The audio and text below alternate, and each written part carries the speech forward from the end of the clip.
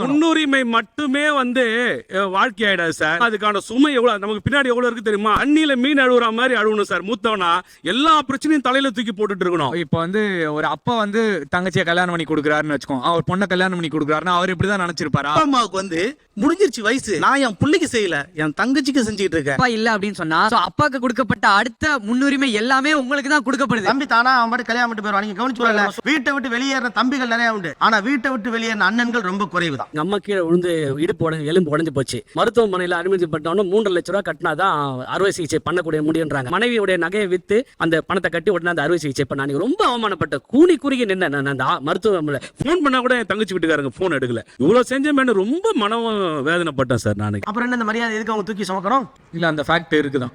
அப்புறம் எப்படி அந்த மரியாதை வச்சுட்டு அவங்க என்ன பண்ண முடியும்னு கேக்குறாரு. அவங்க வந்து செய்யறது பாசத்தினால செய்யறாங்களா, இல்ல நமக்கு ஒரு வரும்போது அவங்க செய்வாங்க எக்ஸ்பெக்ட் பண்ணி செய்யறாங்களா? அண்ணன் வந்து பாசத்தெல்லாம் செய்யறான். நாங்க நொடிச்சு நிற்கும் பொழுது நீங்களும் கை கொடுக்கணும். ஒரு கடமையை செஞ்ச தட்டி கழிக்க கூடாது. உனக்கு தான் செய்யறேன் எல்லாம் கொடுத்துட்டாரு, அதனால இன்னொரு டைம் கேட்டு நிக்கிறாரு. இவங்க தம்பி வந்து அதை வந்து சேர்த்து வைக்கணும்னு நினைக்கிறாரு. அப்படி நினைக்கலாம்ல.